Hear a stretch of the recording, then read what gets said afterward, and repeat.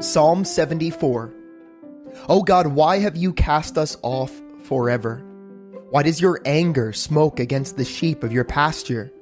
Remember your congregation, which you have purchased of old, the tribe of your inheritance, which you have redeemed, this Mount Zion where you have dwelt.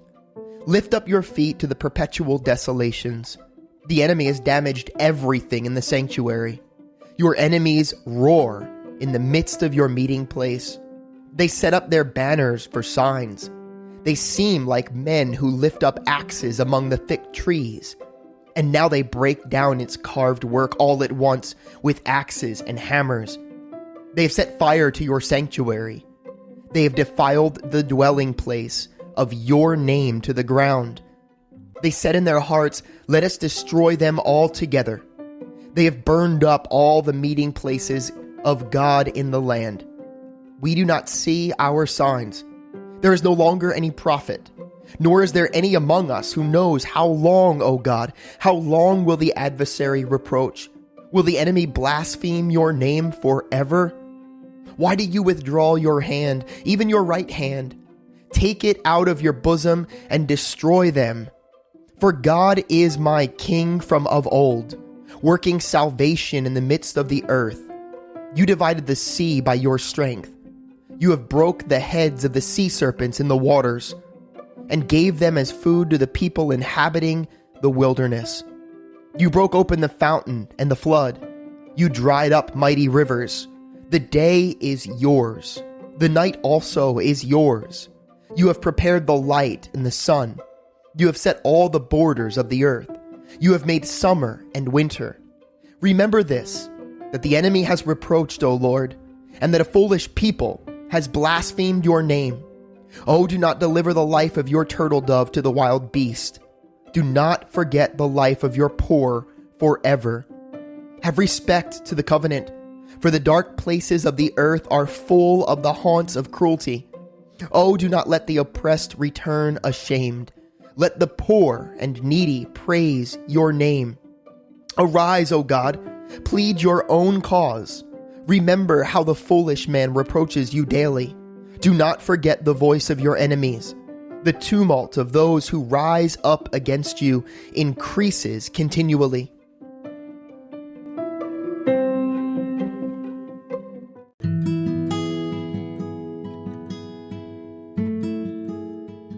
Judges 13-15. Again, the children of Israel did evil in the sight of the Lord, and the Lord delivered them into the hand of the Philistine for 40 years.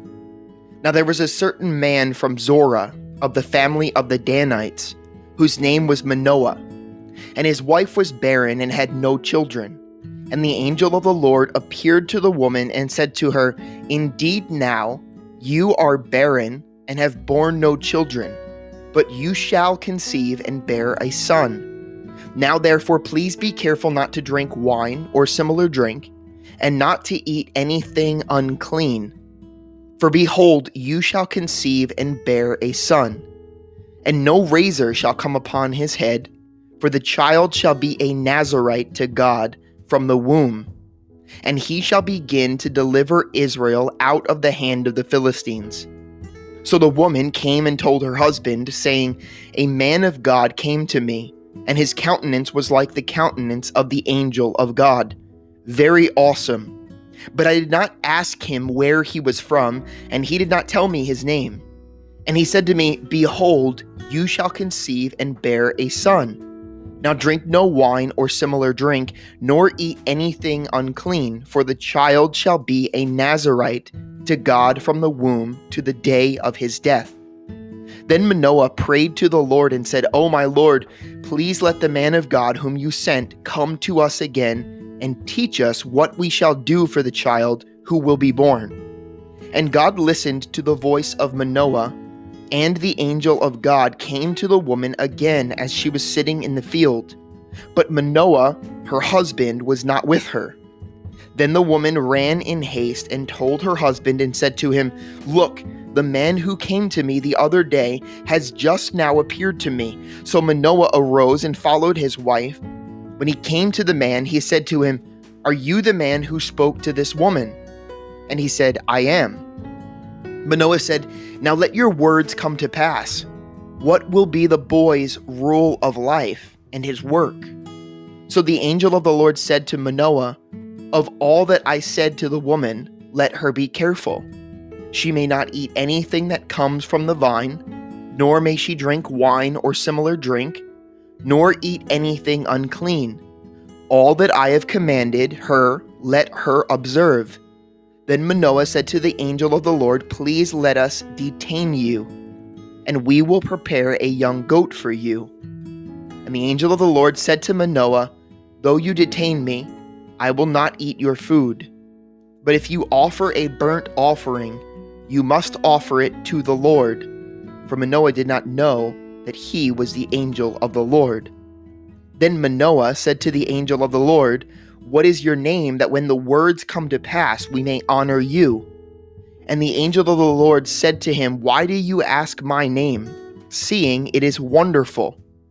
So Manoah took the young goat with the grain offering and the offering it upon the rock to the Lord, and he did a wondrous thing while Manoah and his wife looked on.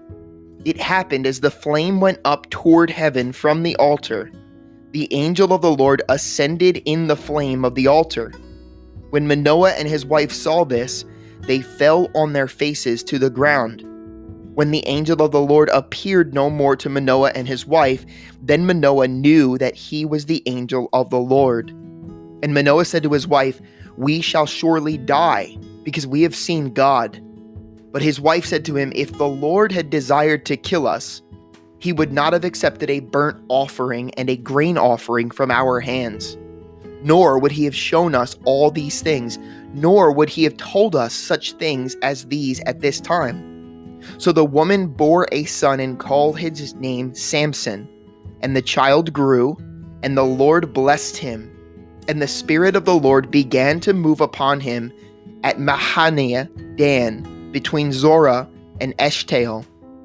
Now Samson went down to Timnah, and saw a woman in Timnah of the daughters of the Philistines. So he went up and told his father and mother, saying, "I have seen a woman in Timnah of the daughters of the Philistines. Now therefore get her for me as a wife." Then his father and mother said to him, "Is there no woman among the daughters of your brethren, or among all of my people, that you must go and get a wife from the uncircumcised Philistines?"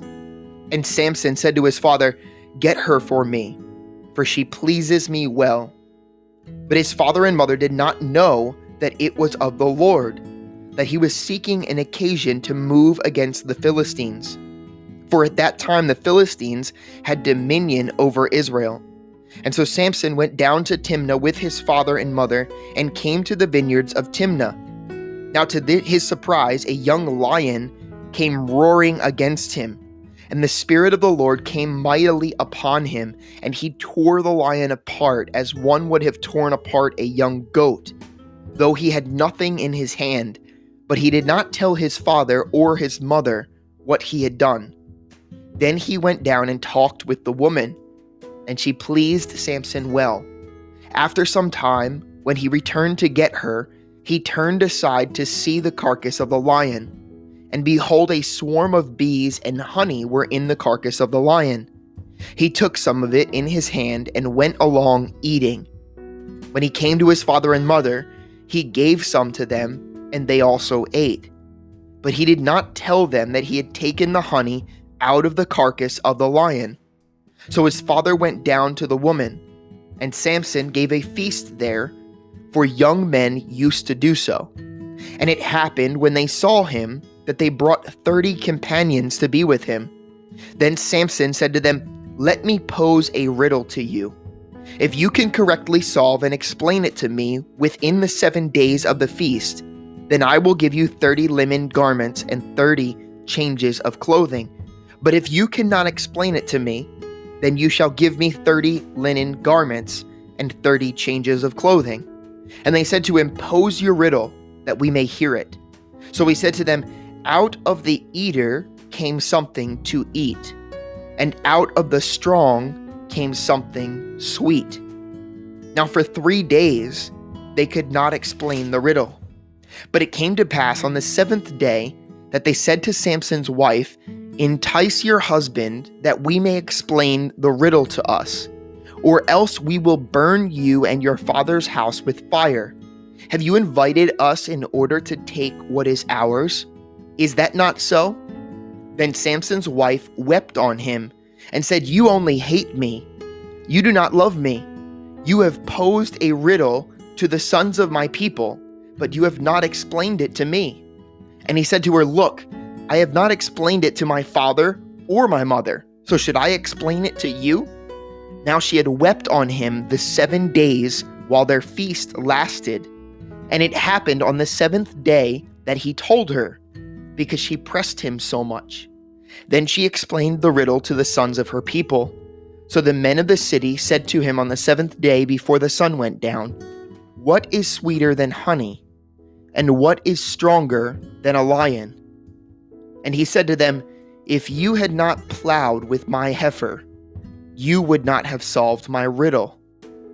Then the Spirit of the Lord came upon him mightily, and he went down to Ashkelon and killed 30 of their men, took their apparel, and gave the changes of clothing to those who had explained the riddle. So his anger was aroused, and he went back up to his father's house. And Samson's wife was given to his companion, who had been his best man. After a while, in the time of the wheat harvest, it happened that Samson visited his wife with a young goat. And he said, "Let me go in to my wife, into her room." But her father would not permit him to go in. Her father said, "I really thought that you thoroughly hated her. Therefore I gave her to your companion. Is not her younger sister better than she? Please take her instead." And Samson said to them, "This time I shall be blameless regarding the Philistines if I harm them." Then Samson went and caught 300 foxes, and he took torches, turned the foxes tail to tail, and put a torch between each pair of tails. When he had set the torches on fire, he let the foxes go into the standing grain of the Philistines, and burned up both the shocks and the standing grain, as well as the vineyards and olive groves. Then the Philistines said, "Who has done this?" And they answered, "Samson the son-in-law of the Timnite, because he has taken his wife and given her to his companion." So the Philistines came up and burned her and her father with fire. Samson said to them, "Since you would do a thing like this, I will surely take revenge on you, and after that I will cease." So he attacked them hip and thigh with a great slaughter. Then he went down and dwelt in the cleft of the rock of Edom. Now the Philistines went up, encamped in Judah, and deployed themselves against Lehi. And the men of Judah said, "Why have you come up against us?" So they answered, "We have come up to arrest Samson, to do to him as he has done to us." Then 3,000 men of Judah went down to the cleft of the rock of Edom, and said to Samson, "Do you not know that the Philistines rule over us? What is this you have done to us?" And he said to them, "As they did to me, so I have done to them." But they said to him, "We have come down to arrest you, that we may deliver you into the hand of the Philistines." Then Samson said to them, "Swear to me that you will not kill me yourselves." So they spoke to him, saying, "No, but we will tie you securely and deliver you into their hand. But we will surely not kill you." And they bound him with 2 new ropes and brought him up from the rock. When he came to Lehi, the Philistines came shouting against him. Then the Spirit of the Lord came mightily upon him, and the ropes that were on his arms became like flax that is burned with fire, and his bonds broke loose from his hands. He found a fresh jawbone of a donkey, reached out his hand, and took it, and killed 1,000 men with it. Then Samson said, "With the jawbone of a donkey, heaps upon heaps, With the jawbone of a donkey I have slain 1,000 men. And so it was, when he had finished speaking, that he threw the jawbone from his hand and called that place Ramath Lehi. Then he became very thirsty. So he cried out to the Lord and said, "You have given this great deliverance by the hand of your servant. And now shall I die of thirst and fall into the hand of the uncircumcised?" So God split the hollow place that is in Lehi, and water came out, and he drank. And his spirit returned, and he revived. Therefore he called its name En-Hakkore, which is in Lehi to this day. And he judged Israel 20 years in the days of the Philistines.